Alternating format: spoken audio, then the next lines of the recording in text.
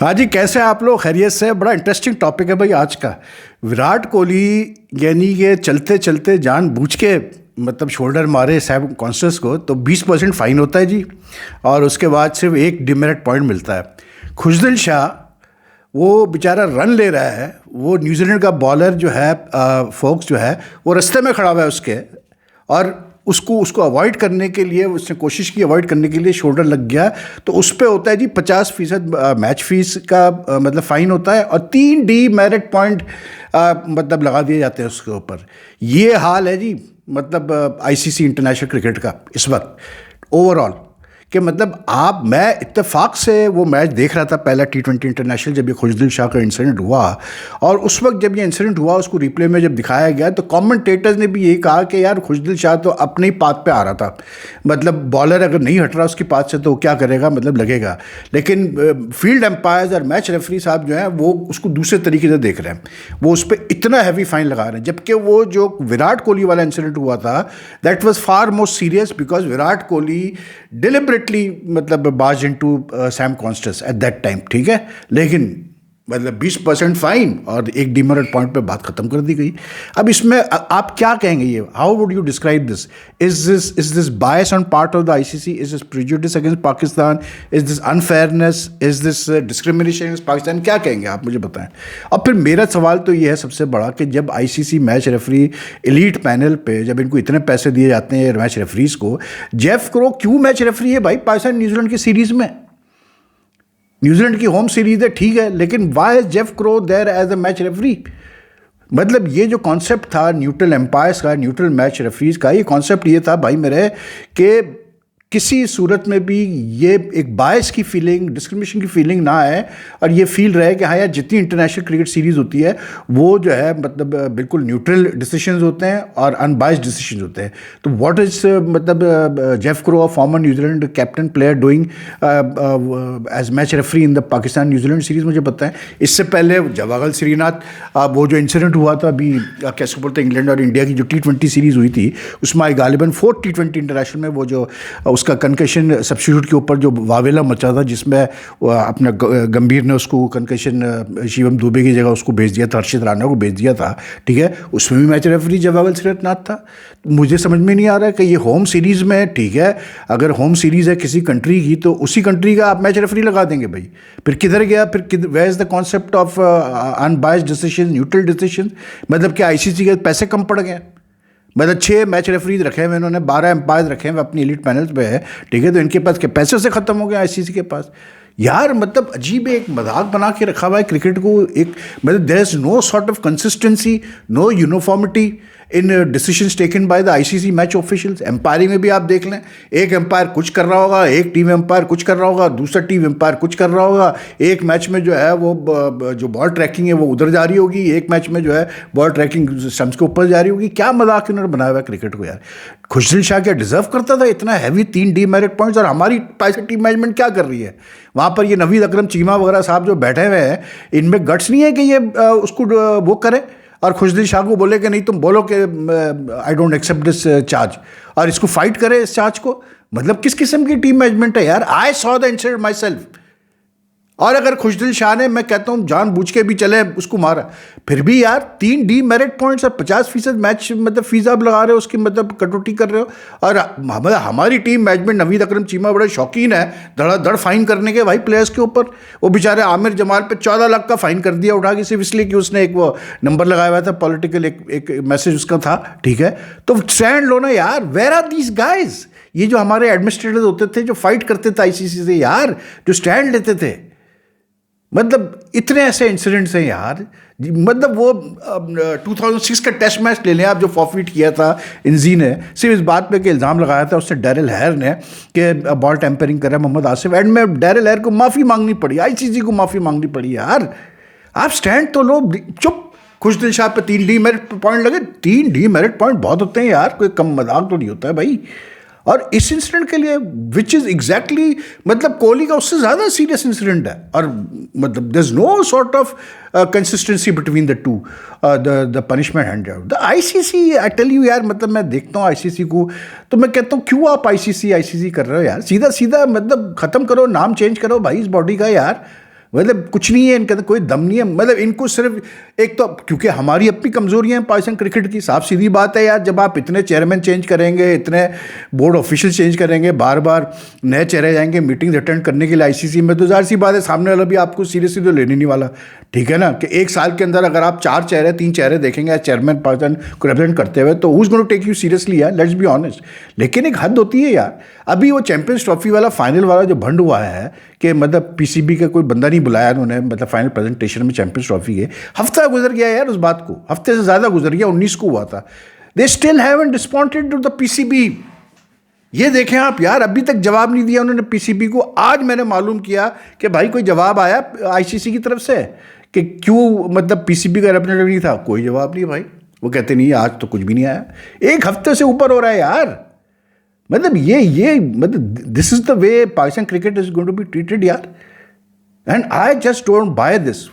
ये बेचारा इमरान खान जो इतना लड़ा न्यूट्रल एम्पायर्स के लिए और सब कुछ किया, किस लिए लड़ा? इसलिए कि आज आप मतलब जवाहर श्रीनाथ को इंडिया की सीरीज में खड़ा कर रहे हो मैच रेफरी, या आप जेफ क्रो को न्यूजीलैंड की सीरीज में खड़ा कर रहे हो मैच रेफरी? क्या मजाक है यार ये? क्या मतलब पैसे से नहीं है आईसीसी के पास? This is a joke, this is a bloody joke with this game यार। And the PCB, I tell you, they have to take, मतलब बी मैन इनफ नाउ यार, take on this ICC and take on, मतलब जो ज्यादती आपके players के साथ हो रही है आप बिल्कुल नहीं बख्शे उसको यार। ये कोई तरीका नहीं है यार कि जिस तरह से ये लोग आईसीसी वाले मतलब जो हरकतें करते हैं। एनीवे क्या यार, मतलब बात वही है कि ये सिलसिले काफ़ी अरसे से चल ही रहा है, और वो कहते हैं ना कि जिसकी ताकत होती है भाई उसको फिर क्या कोई करेगा। और फिर सक्सेस, नथिंग ब्रीड्स लाइक, वो कहते हैं ना नथिंग सक्सीड्स लाइक सक्सेस।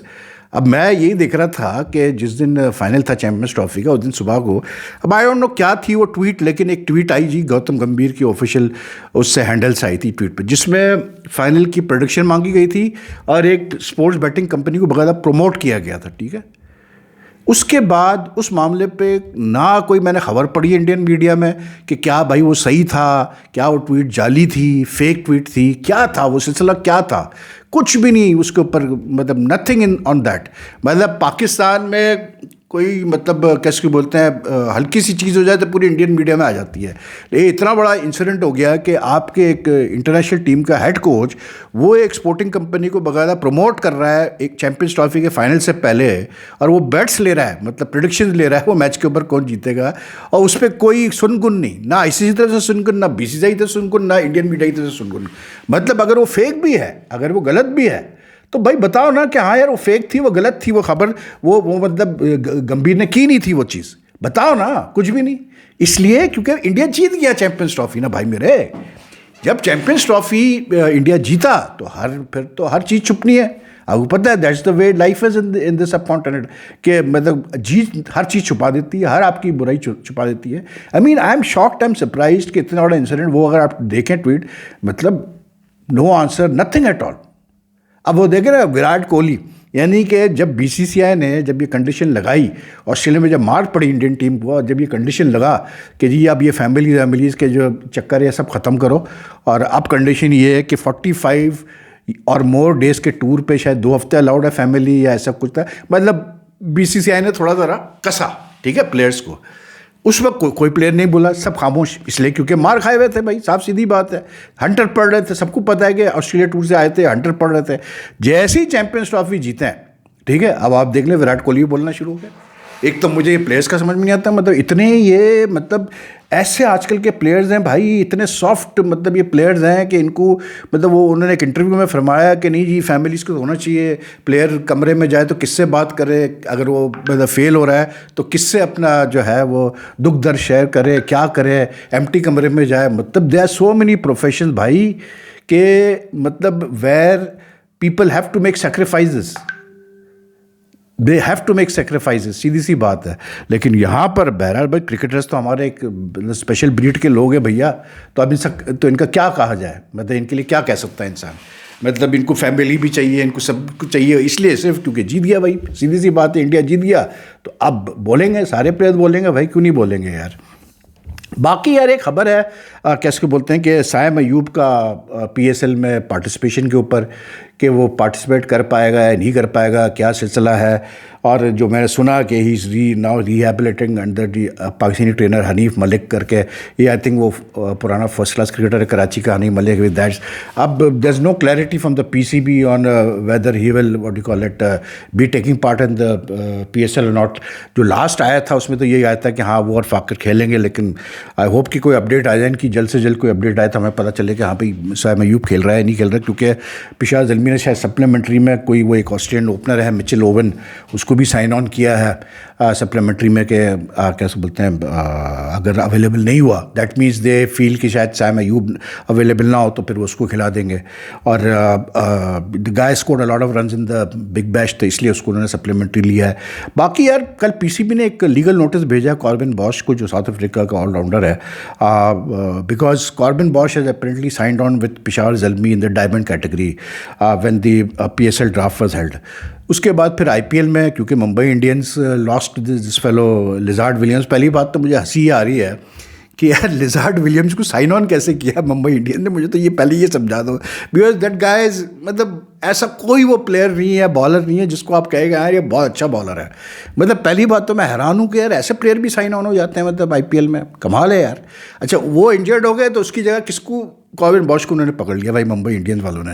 हालांकि मेरे हिसाब से कॉर्बिन बॉश को पहले लेना चाहिए था, Lizaad Williams it should have been the other way around. Anyway forget about it because you can't, मतलब क्या है इन लोगों का कुछ पता नहीं होता। लेकिन anyway so they signed on Corbin Bosch. अब पीसीबी ने कहा कल कि जी हमने लीगल नोटिस भेजा है कि कॉर्बिन बॉश को, उसके एजेंट को, थ्रू इज एजेंट, कि भाई आपने ये कैसे ब्रीच अप कर रहे हैं।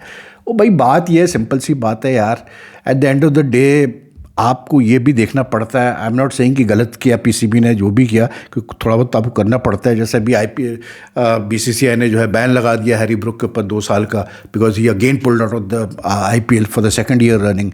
Now I personally I feel कि यार मतलब देखिए ये गलत, प्लेयर अगर मतलब एक लीग में पहले कमिट करता है, ओके कर देता है, उसके बाद वो फ्रेंचाइज अपनी टीम बनाना शुरू करती है, प्लान बनाना शुरू करती है, उसके बाद फिर वो प्लेयर इस तरह से मतलब विड्रॉ कर जाए तो फिर बहुत फ़र्क पड़ता है उस फ्रेंचाइज को। तो आई थिंक कि बिल्कुल ठीक 2 ईयर का बैन तो लगाया हैरी ब्रुक के ऊपर, उसके दुगो बनी।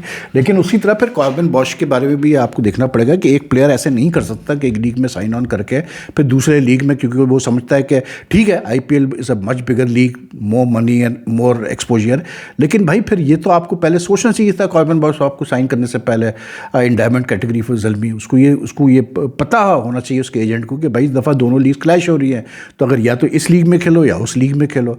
तो ये जो है ना, ये जो प्लेयर्स अपनी मर्जी से चीज़ें करने की कोशिश करते हैं, आई मीन इनफ यार, अब इसको इतना ज़्यादा भी नहीं अब टॉलरेट करना चाहिए, साफ सीधी बात है। बाकी मोहम्मद रिजवान साहब जो है वो नेशनल T20 नहीं खेल रहे हैं भाई, वो क्लब क्रिकेट खेल रहे हैं। तो उनकी आज मतलब एक यकायक जो है सोशल मीडिया पे तस्वीरें वगैरह चलना शुरू हो गई। वो नो लुक शॉट खेल रहे हैं भाई रिजवान साहब, कि देखें जी रिजवान साहब तो क्लब क्रिकेट में नो लुक शॉट प्रैक्टिस कर रहे हैं, 100 किए उन्होंने, अच्छी बात भाई। वो भाई आप बैटिंग तो आप सीधी कर लो पहले, फिर नो लुक शॉट भी खेल लेना। और मुझे तो पहले ये पीसीबी समझा दें कि ये बाबर आजम, नसीम शाह, रिजवान किस खुशी में नेशनल T20 नहीं खेल रहे भाई। ये मतलब उनकी नज़र में नेशनल T20 की वैल्यू है कि होते हुए वो नहीं खेल रहे, अवेलेबिलिटी क्योंकि वो तो नहीं है न्यूजीलैंड में T20 साइड में, तो क्या कर रहा है पीसीबी बैठ के। यही मैं कहता हूँ ना कि भाई ये जो डबल स्टैंडर्ड्स होते हैं, जब आप डबल तरीके से जो है अपने रूल्स को अप्लाई करने की कोशिश करते हैं प्लेयर्स के ऊपर, एक प्लेयर के लिए दूसरा रूल, एक प्लेयर के लिए दूसरा रूल, तो फिर भाई फिर आपकी क्रिकेट तितर बितर ही होगी, साफ सीधी बात है। नाउ लेट्स होप कि कल सेकंड T20 इंटरनेशनल है पाकिस्तान न्यूजीलैंड का, होपफुली कल पाकिस्तान टीम कुछ बेहतर हमें परफॉर्मेंस देखने मिले। देखिए मैं ये समझता हूँ कि यार जो पहले T20 में परफॉर्मेंस आई जिसमें कुछ प्लेयर्स ने एज यूजुअल अपना वही स्टुपिडिटी की बातें की, आई फील कि यार मतलब we should judge these young players, whether it's Hassan Nawaz, whether it's Mohammad Haris, whether it's what do you call it, Abdul Samad or Jahadat Khan or whatever. I think they need to be judged when the pitch is a bit better for batting. ये जो पहले T20 की pitch थी, ये तो भाई बिल्कुल ही फारिग पिच थी, साफ सीधी बात है। मतलब शुरू के 6 ओवर में ही मैच ख़त्म हो चुका था, मतलब इतनी वो बॉल मूव कर रही था, इतना बाउंस था। तो आई थिंक जजमेंट होनी चाहिए जब ये पिच इनको एक प्रॉपर मिले खेलने के लिए, अच्छी बैटिंग पिच मिले, तो वहाँ हमें पता चलेगा कि हाँ भी क्या होता है। वहाँ हमें ये भी पता चलेगा कि ये जो पाकिस्तान टीम है, ये जो नया कॉन्सेप्ट ये लाना चाह रहे हैं, मतलब कैसे बोलते हैं एग्रेसिव क्रिकेट खेलने का, वो कितने कामयाब होते हैं। अच्छा एक दो मेरे पास कमेंट्स आए very rightfully, I think they have the point. वो कहते हैं यार वेद भाई ये हमें समझ में नहीं आ रहा कि जब भी आप एक टीम नई बनाने जाते हैं या नए तरीके से आप चीज़ों को लेके चलते हैं तो you always try to keep a blend of young players and senior players, so that मतलब जो है ना यंग प्लेयर्स सीखे सीनियर प्लेयर्स से। भाई पाकिस्तान क्रिकेट में मसला कुछ टेढ़ा ही चल रहा है, इसलिए क्योंकि रिजवान और बाबर का आपको पता ही है। बाकी अगर आप मिसाल लें तो इंडिया की मिसाल आप ले लें, इंडिया ने भी एकदम से मतलब अब चेंज किया अपनी टीम को, तो आफ्टर द वर्ल्ड कप उन्होंने बिल्कुल ही अपनी न्यू टीम डाली है। तो आई डोंट नो, लेकिन लेट्स होप कि Pakistan put up a better performance tomorrow, because losing in the same way they lost the first T20 would be pretty disappointing, to be very honest. So they need to show some, these young players need to show some what do you call it, some spirit. और ख़ास करके हमारे bowlers को, जो हमारे bowlers इतना disappoint कर रहे हैं, they need to rise to the occasion, because I think more than the batting it's the bowling which is a bit of a not a bit a big concern for me, क्योंकि अगर एक मतलब helpful pitch पे भी अगर मतलब शाहीन शाह अफरीदी इतना कुट रहे हैं, दूसरे बॉलर्स कुट रहे हैं कि 16-16 रन एक ओवर में दे रहे हैं, तो भाई that's not acceptable at all. So let's see, I hope there is no change in the team, क्योंकि अब जो खिलाया है तो अब इसी 11 को तो खिलाओ पहले। This New Zealand team can be beaten, there is no two ways about it. Let's see what happens, because we have some good spinners. ये मैं आपको बता दूँ, जहाँ पे थोड़ी सी ऐसी मिलेगी जहाँ पेस और इतना बाउंस नहीं होगा, वहाँ ये हमारी टीम आपको बहुत बेहतर लगेगी। So let's see what happens. बाकी अगर आपको ये वीडियो पसंद आए तो लाइक एंड शेयर कीजिएगा, एंड योर मतलब comments also welcome. Take care, अल्लाह हाफिज़ जी।